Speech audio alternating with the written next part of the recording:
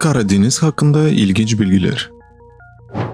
Kıtalar arası bir iç deniz durumunda olan Karadeniz, Avrupa'nın güneydoğusunda Balkan ve Anadolu yarımadaları ile Doğu Avrupa ovaları ve Kafkasya arasında uzanır. Karadeniz, 8.350 kilometre kıyı şeridine sahip, 436.400 kilometre kare alan kaplayan, en derin noktası 2.210 metre ve ortalama derinliği ise 1.240 metre olan bir denizdir. Karadeniz çevresindeki dağlar ve denizin kendisi sürekli büyüyor. Ama dağlar yüzyılda sadece birkaç santimetre uzarsa, deniz aynı zaman içinde 20-25 santimetre hızla uzar. Denizde 9 ada var. Bunların en büyüğü 62 kilometrelik alanı ile Carılgaç'tır. Adaların geri kalanı çok daha küçüktür. En büyükleri Berizen ve Zmeyina'dır. İkisinin de yüz ölçümü 1 kilometre kareden daha azdır. En büyük yarımadası Kırım. 8000 yıl önce Karadeniz Dünya Okyanusu'na çıkışı olmayan bir göldü. Fakat daha sonra dünya okyanusların seviyesinin yükselmesiyle sularının kendisinden daha az yükseltiye sahip olan Karadeniz'e boşalması sonucu tuzlandığı yönünde bilgiler mevcuttur. Karadeniz, dünyanın en büyük miramiktik, yani karışmayan su katmanlara sahip olan su kütlesidir. Karadeniz, zehirli hidrojen sülfür yönünden dünyadaki en çok sülfür miktarına sahiptir. Bu sülfür nedeniyle Karadeniz'de 150-200 metrenin altında herhangi bir canlının yaşaması mümkün değildir. Bunun için Karadeniz'in başka bir adı daha vardır. Ölü derinliklerin denizi. Karadeniz'in dibi o kadar eşsiz ki, üzerine bugüne kadar işleyen eski bir nehir var. Sualtı Nehri 2010 yılında keşfettiler. Yaklaşık 6-8 bin yıl önce oluşan nehir, Marmara Denizi'nden akar ve boğazdan doğar. Marmara Denizi'nin yoğunluk ve sıcaklık farkından dolayı daha tuzlu suları Karadeniz'e karışmaz ve kendi yatağında akar. Bu isimsiz sualtı nehrinin kendi kıyıları, akıntıları ve hatta şelaleleri vardır. Karadeniz'in birçok farklı ismi vardı. Araştırmacılar bunların 20'den fazlasına rastlamışlardır. M.Ö. 5. yüzyılda yazılı kaynaklarda geçen ilk adı Akşena olmakla birlikte sonradan Yunanlılarda Pelagos Opantikon, Pontus Exiunus ve Yunan mitolojisinde deniz tanrısı Pontus'un adıyla anılmıştır. Romalılarda Latince Mare Euxinium, Mare Sarmaticum ve Pontus Tauricus. Orta Çağ Slav kaynaklarında İskit Denizi veya Surskaya Denizi. Bazı Farsça kaynaklarda Gürcü Denizi, Arap kaynaklarda Bizans Denizi, Trabzon Denizi, Slav Denizi, Pontus Denizi.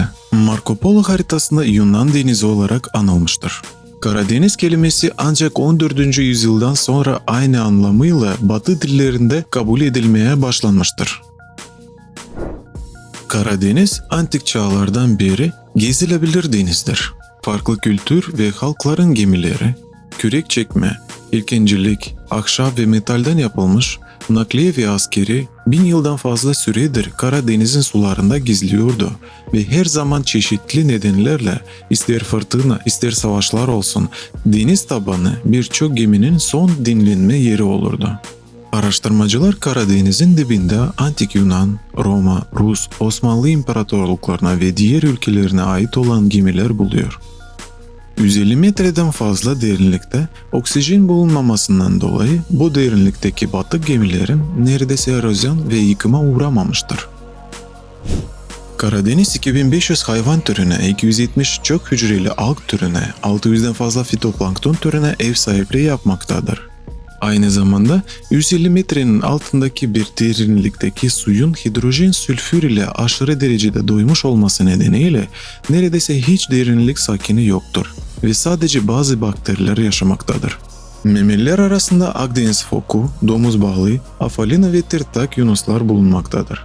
Akdeniz foku az sayıda Bulgaristan kıyılarında yaşar. Yalnız ara sıra Romanya kıyılarını ziyaret eder. Bir kısmı da Türkiye sularında bulunur. Karadeniz, 180'den fazla balık türü ve yaklaşık 200 yumuşakçalar türünün yaşadığı bir denizdir. Balıkların %20'si ticaridir. Yumuşakçaların en ünlüleri ise midye, istiridye ve rapandır. Karadeniz'deki en tehlikeli balık Trakonya'dır. Dikenleri toksin zehir salgılamaktadır. Kuyruğunda zehirli dikenler bulunan dikenli vatozlar da tehlikelidir. Karadeniz ayrıca köpek balıklarına da ev sahipliği yapmaktadır. Burada bir tür mahmuzlu camboz köpek balığı yaşar. Nadiren 1 metreden daha uzun boyu vardır. Ancak en önemli özelliği iki sırt yüzgecinin önlerinde birer sivri zehirli mahmuz bulunmasıdır. Bu köpek balıkları insanlara saldırmaz. Sahilden ve insanlardan uzak dururlar. Karadeniz sahilinde geceleri suyun parlamaya başladığını görebilirsiniz. Bunun sebebi yakamoz adı verilen planktonik alglerdir.